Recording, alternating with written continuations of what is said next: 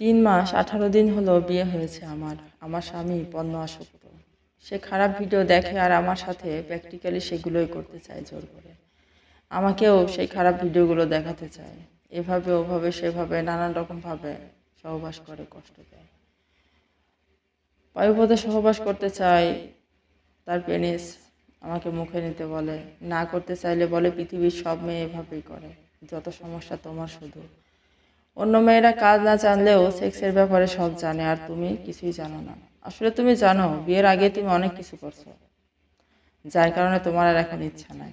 আমি করিনি, তাই আমার বেশি ইচ্ছা। সে দিনকে রাত বানিয়ে নেয়। আমি রান্না বা অন্য কোনো কাজ করার সময় আমাকে জোর করে ডেকে নেয়। পড়াশোনা করতে বসলেও জোর করে ডেকে নেয়। 3 মাস 18 দিনে আমার 2বার মেন্স হয়েছে, ও সেই সময় আমাকে রেহাই দেয়নি।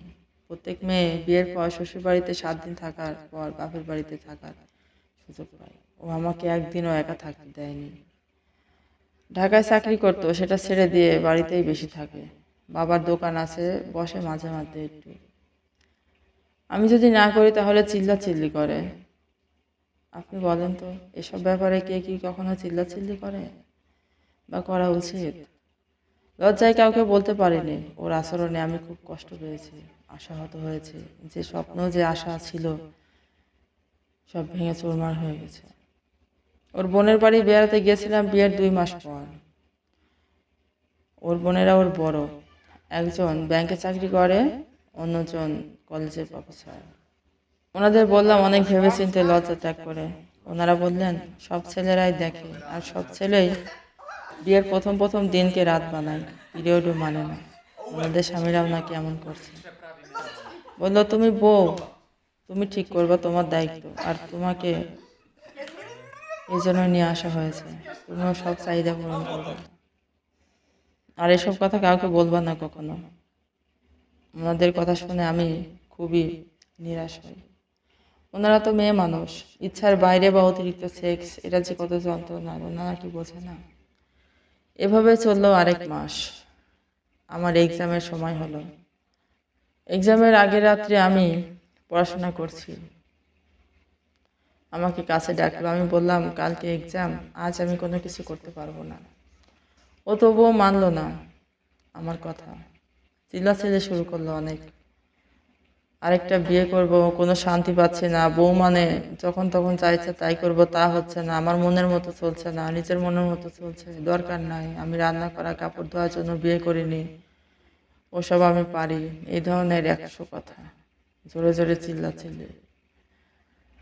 এক পর্যায়ে বললো আমার কথা না শুনলে ঘর থেকে বের হয়ে যাও। আমি সত্যি ঘর থেকে বের হয়ে আসলাম। ঘরের বারান্দায় বসে থাকলাম কিছুক্ষণ। ওর মা বুঝতে পেরে আমাকে ওনার ঘরে নিয়ে গেল থাকার জন্য। ওর আব্বা আর্মির চাকরি করে, উনি চট্টগ্রাম থাকে। ও অনেক চিল্লাচিল্লি করে, ওর মার সাথেও অনেক খারাপ ব্যবহার করলো। ভোরে আমি পড়াশোনার জন্য উঠলেও আমাকে অনেক মারধর করে বেল্ট দিয়ে। আমি না খেয়ে চলে আসলাম পরীক্ষা দেওয়ার জন্য। ওই আমাকে পৌঁছে দিল আর বলল পরীক্ষা শেষ হলে আমাকে এসে নিয়ে যাবে। আমি আমার শাশুড়িকে বলে এসেছি আমি কলেজ থেকে চলে যাব, বাপের বাড়ি আসবো না আর কোনোদিন। আমি পরীক্ষা শেষ হওয়ার 10 মিনিট আগেই চলে আসি। আমাকে ফোন করেছে। আমি বলেছি ওর সাথে সংসার করব না। জোর করি অন্যবারের মতো আমাকে নিতে পারবে না এবার। আমি সবাইকে জানিয়ে দিব। এবার আপনি বলুন তো আমার কি করা উচিত? ও যদি অসুস্থ হতো, গরিব হতো, আমি ওর সাথে থাকতাম। আমার কি করা উচিত নিজেও বুঝতে পারছি না। এখনো বলিনি কাউকে সবকিছু খুলে। কোনোভাবে ও ছাড়ছে না পণ্য দেখা। আর যে পরিমাণ দেখেছে তাতে ওর কোনো দিনই সুস্থ হবেন তবা করে। এমন হাজার হাজার সম্পর্ক নষ্ট হয়ে যায় পণ্যাসক্তির কারণে। যেগুলো দেখানো হয় তা পুরো সাজানো, বাস্তবের সাথে মিল নেই। অনেক গুণা তো হবেই, ব্রেন ড্যামেজ হয়ে পড়ে। পড়াশোনা, কাজকর্ম কিছুই মাথায় ঢোকে না। নেশার চেয়েও বেশি ক্ষতি করে এই পণ্যাসক্তি। এবং যখন তখন যার তার সাথে সেক্স করার চেষ্টা করতে চাই। ভাই বোন, মামা ভাগ্নে, খালু দুলাভাই, ভাস্তি ভাগ্নে, ছোট বড়, পুরুষ মহিলা কিছুই মানে না। যখন তখন যার তার সাথে খারাপ বিহেভ হয়ে যায়। মানুষ আর পশুর ব্রেনের মধ্যে কোনো পার্থক্য থাকে না। অনেক ছেলে মেয়ে বিয়ের আগে ফোন দেখে আর বিয়ের পর সঙ্গীর ভেতরে এই বিষয়গুলো খোঁজে, আর সঙ্গীকে নানান রকম মিথ্যা অপবাদ দিয়ে তালাক দেয়, ডিভোর্স দেয়, হ্যারাসমেন্ট করে।